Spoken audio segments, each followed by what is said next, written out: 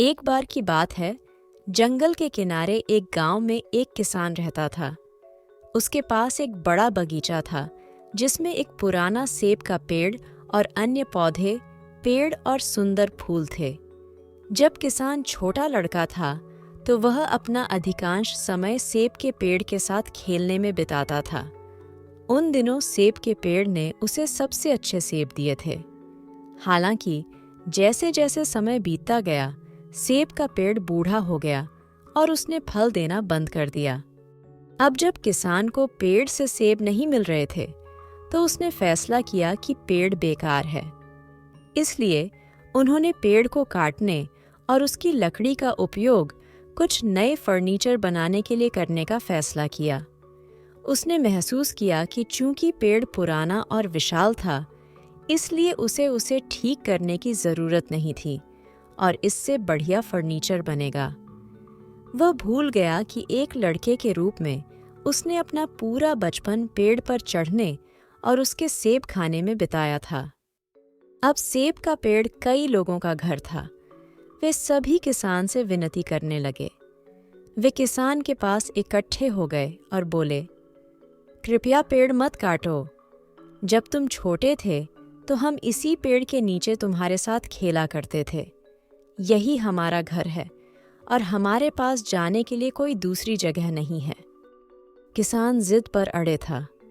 उसने अपनी कुल्हाड़ी उठाई और हंगामा बढ़ गया। कृपया मेरे घर को मत काटो और नष्ट मत करो, गिलहरी चिल्लाई। कृपया मेरे घोंसले को मत काटो और नष्ट मत करो, छोटे पक्षी रोए। कृपया सेब के पेड़ को मत काटो, चिल्लाया टिड्डा। हालांकि किसान अपने बचपन और अपने पशु मित्रों को भूल गया। वह पेड़ को और जोर से काटने लगा।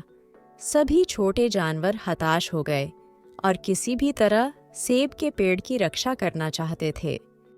छोटे जानवरों ने कहा, जब आप खेतों में मेहनत कर रहे होंगे तो हम आपके लिए गाएंगे। हम आपके छोटे लड़के की देखभाल करेंगे। वह रोएगा नहीं, बल्कि मनोरंजन करेगा और खुश होगा। आपको हमारे गाने पसंद आएंगे और थका हुआ महसूस नहीं होंगे। हालांकि मदद के लिए उनकी पुकार अनसुनी हो गई। उनके सभी अनुरोधों के बावजूद किसान ने पेड़ काटना जारी रखा। अचानक उसकी नज़र किसी चमकदार चीज पर पड़ी। उसका निरीक्षण करने पर उसे एहसास हुआ कि यह मधुमक्खी का छत्ता था जो शहद से भरा हुआ था। उसने थोड़ा सा लिया और अपने मुंह में डाल लिया। शहद के स्वाद ने उसके अंदर के छोटे लड़के को जगा दिया। अचानक उसके बचपन की यादें ताज़ा हो गईं। शहद का स्वाद इतना अच्छा था कि वह और अधिक चाहता था। इससे उसे खुशी का एहसास हुआ। वह मुस्कुराया और बोला, इसका स्वाद अद्भुत है। किसान को अपने गलती का एहसास हुआ। वो छोटे जानवर एक साथ बोले। मधुमक्खी ने कहा, मैं हमेशा तुम्हें रहूंगी। छोटे जानवर एक साथ बोले। मधुमक्खी ने कहा, मैं हमेशा मीठा शहद प्रदान करूंगी। गिलहरी ने कहा, तुम जितनी भी मेवा चाहोगे मैं बांट दूंगी। पक्षी चिल्लाए, तुम्हारे लिए हम गाना गाएंगे। अंततः किसान को अपनी मूर्खता का एहसास हुआ और उसकी कुल्हाड़ी नीचे रख दी। वह समझ गया कि पेड़ कई प्यारे जानवरों का घर था जो उसे बहुत सारी चीजें प्रदान करते थे। वह चाहता था कि उसके छोटे लड़के को भी वैसा ही बचपन मिले जैसा उसका था। किसान को एहसास हुआ कि सेब का पेड़ उतना फलहीन नहीं था। उसके अंदर के छोटे लड़के ने सेब के पेड़ को बचा लिया।